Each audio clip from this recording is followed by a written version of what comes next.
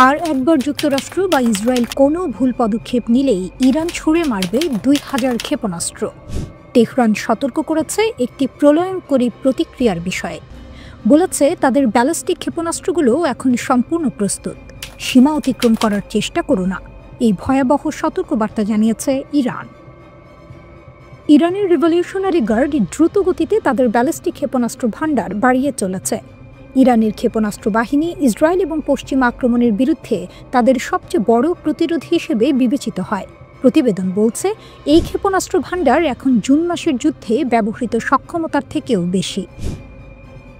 ইরানি কর্মকর্তারা জানিয়েছেন ক্ষেপণাস্ত্র তৈরির কারখানাগুলো এখন ২৪ ঘন্টা চলমান। আলী ভায়েজ জানিয়েছেন ইরান ভবিষ্যতে ইসরায়েলের বিরুদ্ধে আরও বৃহত্তর ক্ষেপণাস্ত্র হামলার পরিকল্পনা করছে। প্রতিবেদন অনুযায়ী আক্রমণ হলে তেহরান একসঙ্গে ২,০০০ ক্ষেপণাস্ত্র নিক্ষেপ করতে চায়। কর্মকর্তাদের বিশ্বাস, এত বিশাল সংখ্যার ক্ষেপণাস্ত্র ইসরায়েলের আকাশ প্রতিরক্ষা ব্যবস্থা পুরোপুরি ভেঙে দিতে পারে। ইরানের পররাষ্ট্রমন্ত্রী আব্বাস আরাকচি বলেছেন ইরানের বর্তমান ক্ষেপণাস্ত্র সক্ষমতা জুন মাসের মাত্রাকে অনেক বেশি ছাড়িয়ে গেছে। প্রতিরক্ষামন্ত্রী নাসির জাদে জানিয়েছেন উৎপাদনের মান এবং পরিমাণ দুই দিকেই ব্যাপক উন্নতি হয়েছে। জুন মাসের সংঘর্ষে মার্কিন সেনাবাহিনীকে ১৫০টিরও বেশি থার্ড ইন্টারসেপ্টর ক্ষেপণাস্ত্র ব্যবহার করতে হয়েছিল। যুদ্ধের সময় ইসরায়েলের আকাশসীমা রক্ষায় যুক্তরাষ্ট্রের খরচ কয়েক বিলিয়ন ডলারের বেশি হয়ে যায়। এই সংঘাত যুক্তরাষ্ট্রের দীর্ঘমেয়াদী ক্ষেপণাস্ত্র বৃষ্টির মোকাবিলা করার সক্ষমতা নিয়ে গুরুতর উদ্বেগ তৈরি করে। ইসরায়েল ও যুক্তরাষ্ট্র ইরানের নেতৃত্ব, অবকাঠামো এবং সামরিক স্থাপনাগুলোকে লক্ষ্যবস্তু বানায়। কিছু ইউরোপীয় দেশ এবং তুরস্ক এই যৌথ হামলায় নাকি সহায়তা করেছিল। ইরানের বিশাল পাল্টা ক্ষেপণাস্ত্র হামলা খুব দ্রুত ইসরায়েলি ও মার্কিন প্রতিরক্ষা ব্যবস্থাকে অচল করে দেয়। ইন্টারসেপ্টরগুলোর কার্যকারিতা কমে যাওয়ায় ইসরায়েল দ্রুত যুদ্ধবিরতিতে যেতে বাধ্য হয়। মার্কিন প্রেসিডেন্ট ডোনাল্ড ট্রাম্প স্বীকার করেন ইরানের ক্ষেপণাস্ত্র হামলায় ইসরায়েল খুবই বড় ক্ষতির সম্মুখীন হয়েছে। এই যুদ্ধে ইরানের ভেতরে আরও শক্তভাবে সিদ্ধান্ত নেওয়া হয় তাদের ক্ষেপণাস্ত্র কর্মসূচিকে এখন সবচেয়ে বেশি গুরুত্ব দিতে হবে। ইরানের জুন মাসের ক্ষেপণাস্ত্র হামলা ছিল বিশ্বের ইতিহাসে এই পর্যন্ত নথিভুক্ত সবচেয়ে বড় হামলা। মার্কিন সেনাবাহিনী মাত্র ১২ দিনের মধ্যে ১৫০টিরও বেশি থার্ড ইন্টারসেপ্টর ব্যবহার করে। প্রতিবেদন বলছে এতে যুক্তরাষ্ট্র তাদের বৈশ্বিক থার্ড মজুদের প্রায় ১/৪ খরচ করে ফেলে। এই বিপুল ব্যয় যুক্তরাষ্ট্রের আরও শক্তিশালী প্রতিপক্ষের বিরুদ্ধে প্রতিরক্ষা সক্ষমতা নিয়ে নতুন ভয় সৃষ্টি করেছে। ইসরায়েলের আকাশসীমা থার্ড দিয়ে রক্ষা করতে যুক্তরাষ্ট্রের ব্যয় হয় $2 বিলিয়ন বেশি। পার্স টুডের প্রতিবেদনে বলা হয়েছে ওয়াশিংটনের নীতির সমালোচক হিসেবে পরিচিত এবং যুক্তরাষ্ট্রের সাবেক উপ অর্থমন্ত্রী পল ক্রেগ রবার্টস প্রেস টিভিকে দেয়া এক সাক্ষাৎকারে সাম্প্রতিক ইসরায়েলি হামলা এবং ইরানের পাল্টা ক্ষেপণাস্ত্র হামলা প্রসঙ্গে বলেন, আমি অবাক হয়েছি যে ইরান আয়রন ডোমের অকার্যকারিতার সুযোগকে যথেষ্ট ব্যবহার করেনি। আয়রন ডোম ইরানের হামলা ঠেকাতে ব্যর্থ হয়েছিল। ইরান চাইলে হামলা চালিয়ে যেতে পারত এবং ইসরায়েলকে ধ্বংস করে দিতে পারত।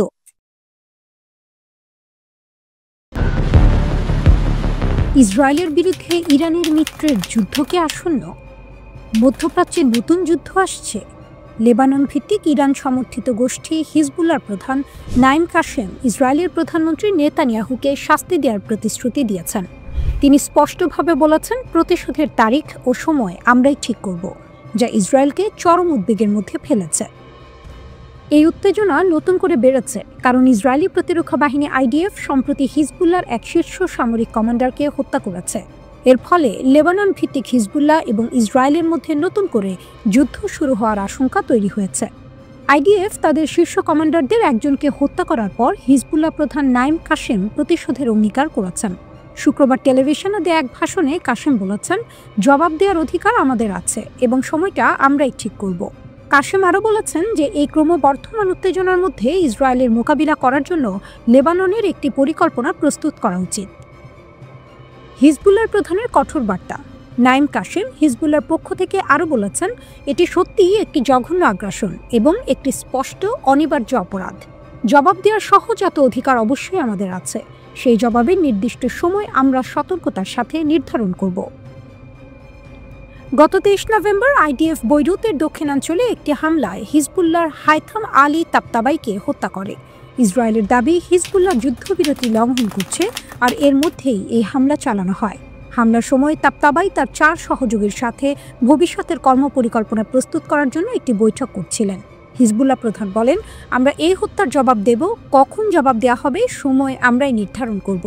ভবিষ্যতে আবার যুদ্ধ শুরু হতে পারে, এই সম্ভাবনা আছে, আবার নাও থাকতে পারে।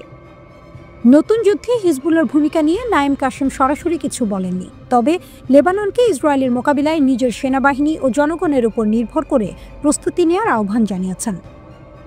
সাম্প্রতিক সপ্তাহগুলোতে ইসরায়েল দক্ষিণ লেবাননে প্রায় প্রতিদিনই বিমান হামলা চালাচ্ছে। ইসরায়েল আরও অভিযোগ করেছে যে ইরান সমর্থিত এই গোষ্ঠীটি যুদ্ধবিরতি চুক্তি লঙ্ঘন করে নিজেদের সামরিক শক্তি পুনরায় সংগঠিত করছে। হিজবুল্লাহ কেবল একটি রাজনৈতিক দল নয়, এটি মধ্যপ্রাচ্যের অন্যতম শক্তিশালী একটি সামরিক গোষ্ঠী। তাদের লেবাননের অভ্যন্তরে ব্যাপক রাজনৈতিক প্রভাব রয়েছে এবং তারা ইরানের কাছ থেকে বিপুল সামরিক ও আর্থিক সমর্থন পেয়ে থাকে। তাদের সামরিক সক্ষমতা ইসরায়েলের জন্য একটি গুরুতর হুমকি। হিজবুল্লাহর সামরিক অস্ত্রাগারে রয়েছে হাজার হাজার রকেট ও ক্ষেপণাস্ত্র, যা ইসরায়েলের অভ্যন্তরে অনেক গভীরে আঘাত হানতে সক্ষম। বিশেষ করে তাদের নির্ভুল নির্দেশিত ক্ষেপণাস্ত্রের মজুদ নিয়ে ইসরায়েল সবচেয়ে বেশি উদ্বিগ্ন। লেবাননের দক্ষিণে তাদের একটি শক্তিশালী সামরিক উপস্থিতি রয়েছে, যা তাদের ইসরায়েলের সাথে যে কোনো সংঘর্ষে দ্রুত প্রতিক্রিয়া জানানোর ক্ষমতা দেয়। এই বিশাল সামরিক শক্তি এবং কমান্ডার কাসেমের প্রতিশোধের অঙ্গীকারের কারণেই ইসরায়েল এখন চরম সতর্ক অবস্থায় রয়েছে।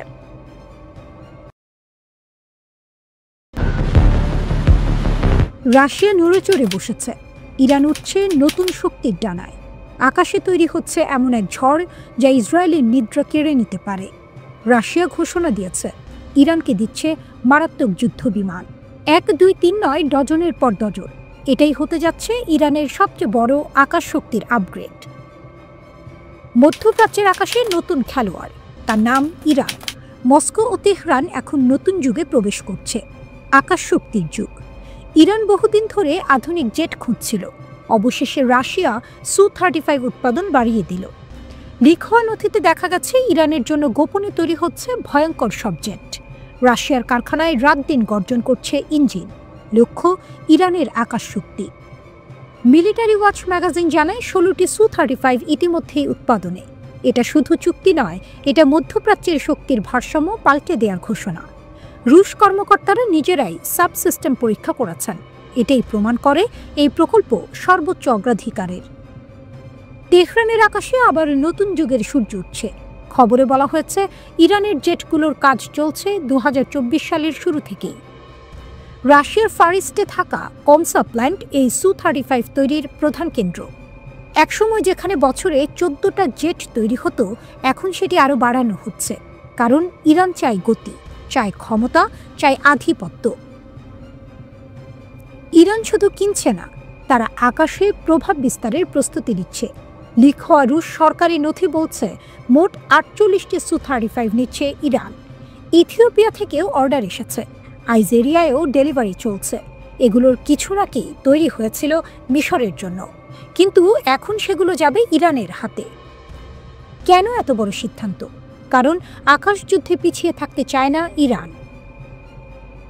গত জুনের আকাশ যুদ্ধে ইরানের পুরনো ভিয়েতনাম যুগের জেট প্রায় অকেজো হয়ে পড়ে। বিশেষজ্ঞরা বলেন এটাই তেহরানকে বড় কেনাকাটার দিকে ঠেলে দিয়েছে। ইসরায়েল আর যুক্তরাষ্ট্রের বিরুদ্ধে মাত্র 12 দিনের যুদ্ধে ইরান বুঝেছে পরবর্তী সংঘর্ষে বাঁচতে হলে আকাশে আধিপত্য গড়তেই হবে। ইরান এখন উঠছে, ইসরায়েল জানে এই ওঠা থামানো কঠিন হবে। ইরান শক্তি বাড়াচ্ছে, গতি বাড়াচ্ছে, আকাশ যুদ্ধের জন্য প্রস্তুত হচ্ছে। রাশিয়ার Su-35 হাতে পেলে ইরানের আকাশ আর দুর্বল থাকবে না। ইসরায়েলের জন্য আকাশ হবে আরও বিপদসংকুল। মধ্যপ্রাচ্যের শক্তির মানচিত্র বদলে যাচ্ছে, আর এর কেন্দ্রে দাঁড়িয়ে আছে রাশিয়া ও ইরানের নতুন আকাশজোট। একটা ঝড় তৈরি হচ্ছে, যার গর্জন শোনা যাচ্ছে মস্কো থেকে তেহরান। এই ঝড় কোনো সীমান্ত মানে না, এই ঝড়ের নাম ইরানের নতুন আকাশ শক্তি। ইসরায়েল জানে এই শক্তি আকাশের রং বদলে দিতে পারে।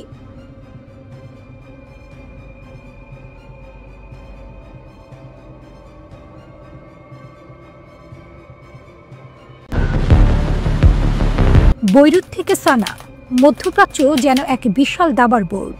এখানে ইসরায়েল আর ইরান মুখোমুখি, এখানে প্রতিটি চালই যুদ্ধের গন্ধ ছড়ায়। ইসরায়েলের সরকারি সম্প্রচার মাধ্যম বলছে ইরান দ্রুত অস্ত্র বাড়াচ্ছে, কারণ ইসরায়েল সরাসরি ইরানের ভেতরে হামলার পরিকল্পনা করছে। তেহরান সেই হামলার আগেই প্রস্তুতি নিচ্ছে। ইরান আবার শক্তি ফিরে পেতে চায়। ইসরায়েলের সাথে যুদ্ধে ক্ষতিগ্রস্ত প্রভাব ঘুরে দাঁড়াচ্ছে। ছোট ছোট অস্ত্র নয়, বড় সরবরাহ যাচ্ছে ইয়েমেনের হুথিদের কাছে। নতুন প্রযুক্তি যাচ্ছে হিজবুল্লাহ আর সিরিয়ার দলগুলোর হাতে। ইরান দেখাচ্ছে তারা দুর্বল হয়নি, বরং আরও দৃঢ় হয়েছে।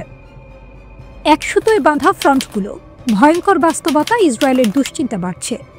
হিজবুল্লাহ ও হুথিদের মধ্যে অপারেশনাল যোগাযোগ বাড়ছে। ইসরায়েলের জন্য এক নতুন যুদ্ধ জাল। ইসরায়েল হিজবুল্লাহর যে কমান্ডারদের হত্যা করেছে, তারা নাকি হুথিদের সামরিক শক্তি গড়ে তুলেছিল। ইয়েমেনের এক সাইট প্রকাশ করেছে ছবি। সেখানে দেখা গেছে হুথি সেনাপ্রধান মোহাম্মদ আব্দুল কারিম আল ঘামারি। তিনি অগাস্ট 2025-এ ইসরায়েলি হামলায় নিহত হন। গোপন ভিডিও থেকে এসব ছবি ফাঁস হয়েছে বলে দাবি। ভিডিওতে তিনি হিজবুল্লাহ কমান্ডারদের প্রশংসা করেছেন। স্পষ্ট ইরানের আঞ্চলিক নেটওয়ার্ক গভীর। আর ইরানের শক্তি এখানে এক ফ্রন্ট পড়ে গেল, আরেক ফ্রন্ট দাঁড়িয়ে গেল। আর ইরানের শক্তি এখানে এক ফ্রন্ট পড়ে গেলে আরেক ফ্রন্ট দাঁড়িয়ে যায়। হিজবুল্লাহর ছায়া ইয়েমেনের পাহাড়ে, ইসরায়েলের দুঃস্বপ্ন। ভিডিওতে আরও দেখা গেছে হিজবুল্লাহর রাদওয়ান ফোর্সের গুরুত্বপূর্ণ কমান্ডার হাজ আবু সালেহ। তিনি ইয়েমেনে ট্রেনিং দিচ্ছিলেন। এই কমান্ডারকেও ইসরায়েল হত্যা করেছে, কিন্তু তার ছায়া থেকে গেছে। তিনি ছিলেন হুথিদের ক্ষেপণাস্ত্র উন্নয়নের স্থপতি। তারপরেই দেখা যায় আবু মাহদি, আরেক হিজবুল্লাহ কর্মকর্তা, তাকেও হত্যা করে ইসরায়েল। সবচেয়ে বড় আঘাত আসে বৈরুতের দক্ষিণে। ইসরায়েল হত্যা করে হিজবুল্লাহ শীর্ষ কমান্ডার হাইসম আলী তাবতাবাইকে। এটি ছিল অত্যন্ত জটিল অপারেশন। 1 ঘন্টার ভেতর সিদ্ধান্ত আর হামলা, ইসরায়েলের দাবি। তাবতাবাই ছিলেন ইরানের আঞ্চলিক নেটওয়ার্কের অন্যতম স্তম্ভ। তিনি রাদওয়ান ফোর্সের প্রধান ছিলেন। আর সবচেয়ে গুরুত্বপূর্ণ, তিনি 9 বছর ইয়েমেনে হুথিদের শক্তি তৈরি করেছেন। ড্রোন, ক্ষেপণাস্ত্র, পাহাড়ি যুদ্ধ, সবই তার হাত ধরে। এখানেই প্রমাণ ইরান শুধু কথায় নয়, মাঠেও ভয়ঙ্কর শক্তিশালী। ইসরায়েল যেসব কমান্ডারকে হত্যা করেছে, সুরুর, আসমার, আকিল, জাওয়াদ, শুকর, তারা সবাই রাদওয়ান ফোর্সের অংশ। এই ফোর্স এখন সীমান্তহীন। একই ফোর্স ইয়েমেনে পরামর্শ দেয়, সিরিয়ায় লড়াই করে, লেবাননে মোতায়েন থাকে। ছবি প্রকাশিত হয়েছে যেখানে হুথিদের ইসরায়েলের নেগেভ মরুভূমিতে ঘাঁটি ভেদ করার মহড়া দেখা যায়। প্রশ্ন উঠছে, তারা কি সত্যিই ইসরায়েলের স্থল অনুপ্রবেশ চিন্তা করছে? ইসরায়েলের মোসাদ বলছে ইরান ইউরোপ, আফ্রিকায় গোপন হামলার পরিকল্পনা করছিল। সারদার আমর নামে ইরানের এক কর্মকর্তা নাকি এই নেটওয়ার্কের প্রধান। কিন্তু ইরান সব অভিযোগ নাকচ করে দিয়েছে। তেহরান বলছে এগুলো নির্বোধ অভিযোগ। ইরান বলছে সবই গাজা থেকে দৃষ্টি সরানোর চেষ্টা। ইরান পিছিয়ে নেই। খামেনির ড্যাম তার নেটওয়ার্ক আরও শক্ত করছে। হিজবুল্লাহ, হুথি, সিরিয়ার মিলিশিয়া সবাই এক বিশাল জোটের অংশ।